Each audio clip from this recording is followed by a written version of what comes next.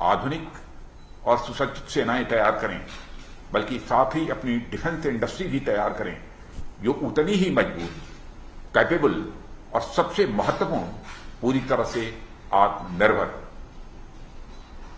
इस दृष्टिकोण से देखने पर हम पाते हैं कि आईडेक्स हमें एक ऐसा प्लेटफॉर्म देता है जहां government, services, think tanks, industry, startups और इनोवेटर्स एक साथ मिलकर काम कर सकें और हमारे डिफेंस और एरोस्पेस सेक्टर को नई ऊंचाइयों पर ले जा सकें। डिफेंस इंडिया स्टार्टअप चैलेंज और ओपन चैलेंजेस हमारे युवाओं को और इंटरप्रेन्योर्स को अनेक अवसर प्रदान करते हैं।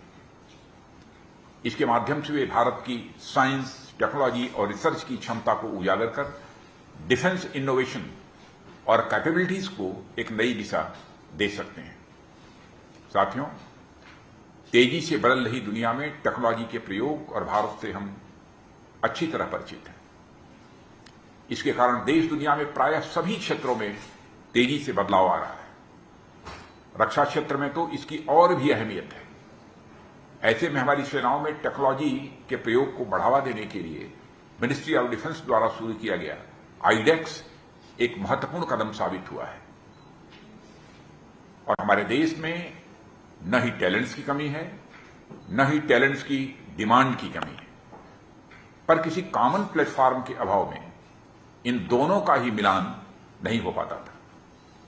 आईडेक्स प्लेटफॉर्म इस कमी को पूरा करने में काफी हद तक सफल हुआ है और यह प्रयास हमारी इंडस्ट्रीज को भी इनोवेशन, रिसर्च एंड डेवलपमेंट की एक मजबूत नींव प्रदान करता है। आईडेक्स जैसी पहल हमारे युवा, एकेडमिक जगत, रिसर्च एंड डेवलपमेंट, स्टार्टअप्स और हमारी सेनाओं के बीच एक कड़ी बनाती है। जैसा कि आप लोग जानते हैं कि इसके अंतर्गत सेनाओं और हमारी डिफेंस पब्लिक सेक्टर अंडरटेकिंग्स और ऑर्डिनेंस फैक्ट्री बोर्ड द्वारा फेस की जा रही समस्याओं की पहचान की जाती है और उनका समाधान खोजने के लिए उन्हें डिस्क के रूप में इंटरप्रेन्योर्स, एमएसएमईज, स्टार्टअप्स और इनोवेटर्स के सामने लाया जाता है। आईडेक्स फॉर फौजी भी इसी तरह की पहल है जो हमारे सर्विस पर्सनल को इन क्षेत्रों में अपना टैलेंट दिखाने का एक अवसर प्रदान करती है। यानी अपनी समग्रता में यह हमारी आत्मनिर्भरता के लक्ष्य को प्राप्त करने में लगातार सहायक बन रहा है। साथियों, आज डिस्क 5 का लॉन्च होना आत्मनिर्भरता की ओर रक्षा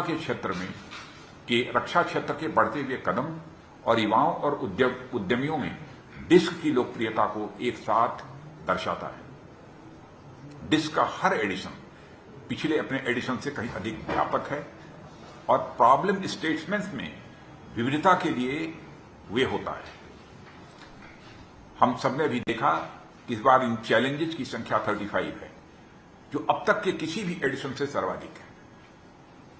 और इसमें situational awareness, augmented reality, artificial intelligence, aircraft trainer, non lethal devices, 5G network, under water domain awareness, drone, swarms, data capturing जैसे एरिया से महत्वपूर्ण, मॉडर्न और फ्यूचरिस्टिक प्रॉब्लम स्टेटमेंट्स भी शामिल हैं। इतनी बड़ी संख्या में प्रॉब्लम स्टेटमेंट्स पिछले एडिशंस की सफलता और डिस्क पर इंटरप्रेन्योर्स और वैज्ञानिकों का विश्वास दिखाता है। मुझे यह कहते हुए खुशी होती है कि डीएपी 2020 के अंतर्गत होने वाली खरीदारियों में अब आईडेक्स को भी शामिल कर लिया गया है। मंत्रालय ने करंट फाइनेंशियल ईयर के लिए इस तरह की खरीदों के लिए पूरे 1000 करोड़ रुपए आवंटित किए हैं, लेकिन मैं समझता हूं कि इसको और अधिक बढ़ाने की आवश्यकता है।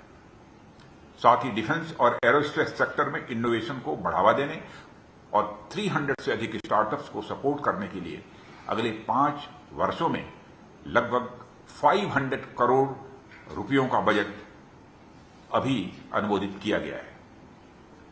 और देश भर के एक्सपर्ट्स और इनोवेटर्स के टैलेंट को हार्नेस करने के विजन से आईडेक्स अगले 5 वर्षों में आज की अपेक्षा 5 गुने स्टार्टअप्स को सपोर्ट करेगा।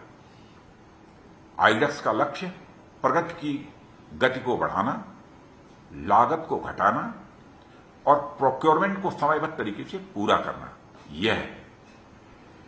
इसके लिए हमें आइडेंटिफाई, इनक्यूबेट, इनोवेट, इंटीग्रेट एवं इंडिजिनाइज यानी 5 आईज की मूल धारणा को अपनाना ही होगा। और इसी प्रकार निजी क्षेत्र के साथ पार्टनरशिप, टेक्नोलॉजी ट्रांसफर और 200 से अधिक आइटम्स के इंपोर्ट पर प्रतिबंध आज भी हमारी आत्मनिर्भरता की ओर बढ़ाए गए कदम। इन सभी का उद्देश्य स्वदेशीकरण को बढ़ावा देने के साथ साथ हमारी प्राइवेट इंडस्ट्री को रक्षा क्षेत्र में आने के लिए प्रेरित करना है, प्रोत्साहित करना है। स्टार्टअप्स जहां हमारी युवा क्षमताओं को एक प्लेटफॉर्म देते हैं, वहीं देश में रोजगार की भी संभावनाओं को स्वाभाविक रूप से बढ़ाते हैं। सरकार यह अनुमान करती है कि रक्षा संबंधी आयातों में अगर 20 to 25% की भी कमी आती है तो उसके बदले हमारे यहां एक से 1.25 लाख तक हाईली स्किल्ड जॉब्स अपने आप क्रिएट होते हैं। साथियों, जब मैं सरकार द्वारा किए इन प्रयासों के बारे में चर्चा कर रहा हूं तो कहीं न कहीं इनसे आने वाला आउटपुट भी मेरे दिमाग में चल रहा है। अब तक डिस्क के 4 एडिशंस हमारे सामने हो चुके हैं और मुझे ज्ञात है कि इनमें 40 से भी अधिक टेक्नोलॉजिकल एरियाज में 80 से भी अधिक स्टार्टअप्स, एमएसएमईज और इंडिविजुअल इनोवेटर्स विनर्स के रूप में हमसे जुड़ चुके हैं। इनमें से कई लोगों से मैं डिफेंस एक्सपो और एरो इंडिया शो में भी मिल चुका हूं। अब हमें यह देखना होगा कि इन विनर्स के आइडियाज पर हम कितना आगे बढ़े हैं, इसका मूल्यांकन करने का भी समय आ गया है। अब तक कितने प्रोटोटाइप्स डेवलप करने की दिशा में हम आगे बढ़े हैं, यह भी देखना है।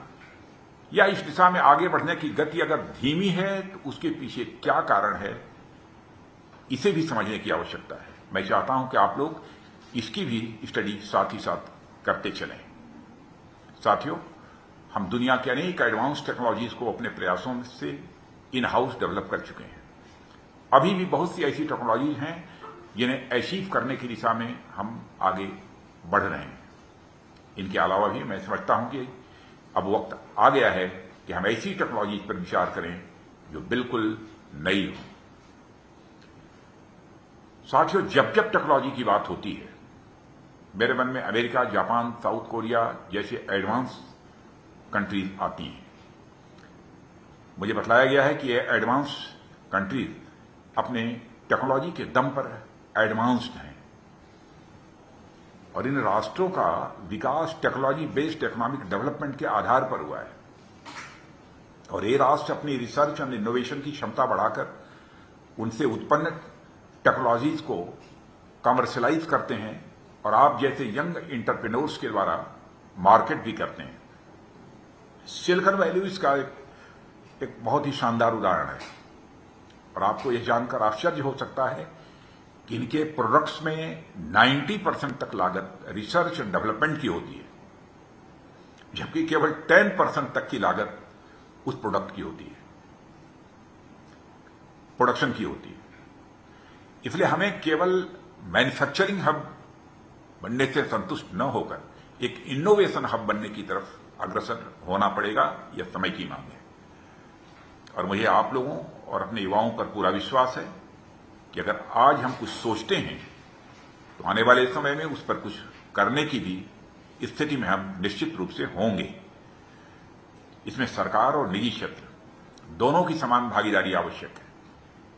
मैं सरकार की ओर से हर संभव सहयोग का आश्वासन देते हुए निजी क्षेत्र का आह्वान करता हूं कि आप लोग आगे आएं और एक सशक्त और आत्मनिर्भर रक्षा क्षेत्र के निर्माण में आप सभी अपना योगदान दें।